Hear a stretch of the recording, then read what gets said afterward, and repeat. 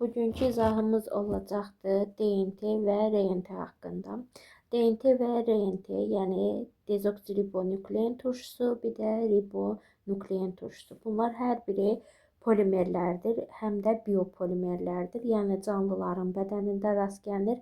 Hətta cansız varlıqlar olan virusların orqanizmində demək düzgün deyil, amma viruslarda da rast gəlinən polimerlərdir. Bunların monomerləri nukleotidlərdir. Nukleotidlər nələrdən ibarətdir? Hər bir nukleotid 3 əsas hissədən ibarətdir. Azotlu əsas, karbohidrat və ortofosfat turşu qalığından.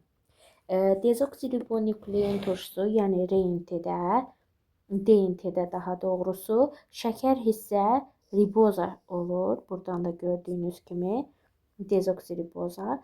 RNT-də, yəni ribonuklein turşusunda isə karbohidrat isə riboza olur. Riboza ilə dezoksiriboza yalnız OH və H atomlarına görə bir-birindən fərqlənir. Ola bilsin ki, testlərdə bizə pentoza hissəsini verməz adı ilə, sadəcə şəkillə verər, molekul şəklində.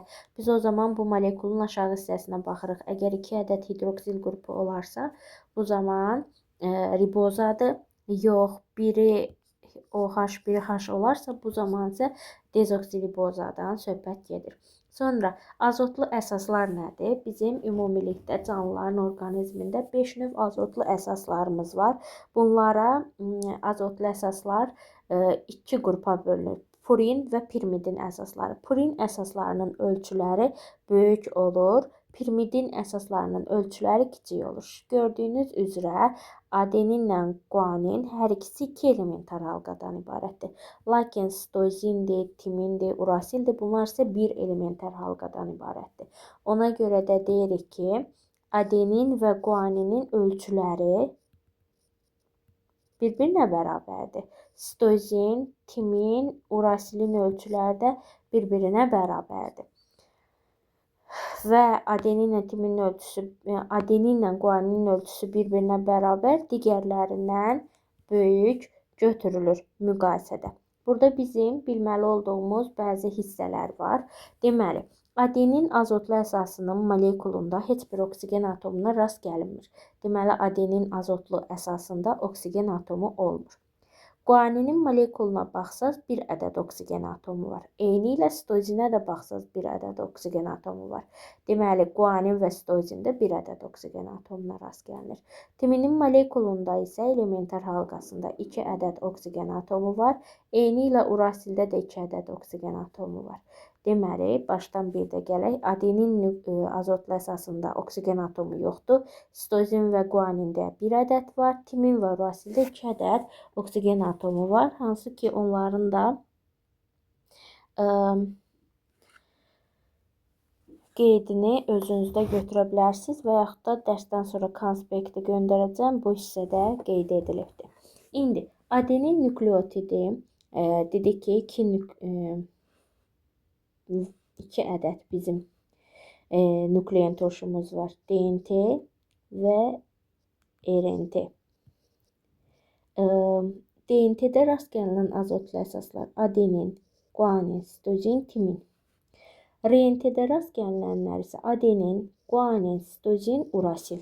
Timin yalnız aiddir DNT-yə, urasil isə yalnız aiddir RNT-yə.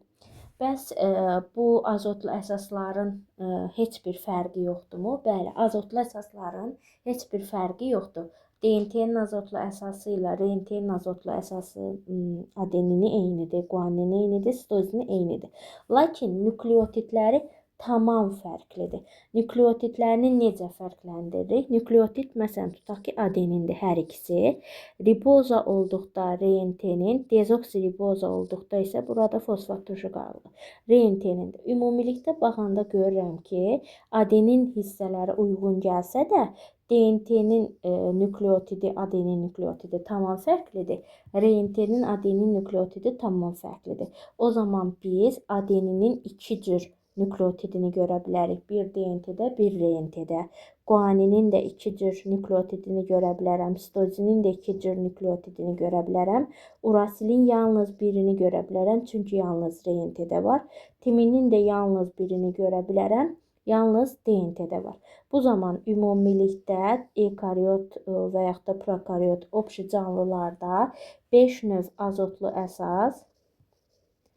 əsas, yəni adenin, guanin, sitozin, timin, urasil və 8 növdə nəyə rast gələcəm? Nükleotidə rast gəlinir. Amma hansı ki həyatın hüceyrəsiz orqanizmləri, varlıqları var. Bunlar viruslardır.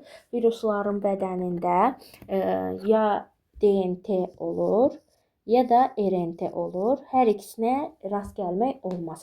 Bu zamanda biz deyirik ki, onların orqanizmində 4 növ nükleotid, 4 növ də azotlu əsas olur. Buradan qəbula nə tərs sual gələ bilər? Qəbulda sual bu şəkildə ola bilər. Xəstəliklərin adını verər. Deyər ki, aşağıdakı hansı xəstəliyin törədicisində 4 növ nükleotid, 4 növ azotlu əsasa rast gəlinir. Deməli, biz buradan virusların törətdiyi xəstəliklər seçməliyik və yaxud da ki, əksinə verə bilər. Deyər, hansı xəstəliyin törədicisi 8 növ nükleotid, 5 növ azotlu əsasa malikdir. Bu zamanda ya bakterial, çox vaxt bakterial xəstəliklər salırlar və yaxud da ki, heyvanların, bir hüceyrəli heyvanların insanda törətdiyi xəstəlikləri misal göstərmək olar. Sonra biz qeyd etmişdik ki, nükleotid 3 hissədən ibarətdir. Bir nükleotidin içərisində adenin, azotlu əsasdan 1 ədəd olur, karbohidratdan 1 ədəd olur, orta fosfat turşu qalığından 1 ədəd olur. Bu zaman biz əgər nükleotidin sayını biləriksə, o nükleotidin içərisində nə qədər karbohidrat varsa, nə qədər fosfat turşu qalığı, azotlu əsas varsa, bunların sayı bir-birinə bərabər olur.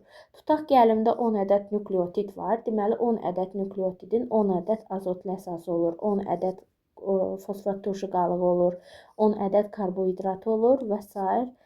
və ilaxır. Bu şəkildə biz nə edə bilərik? Tapa bilərik. Buradan da izahımız bu qədər.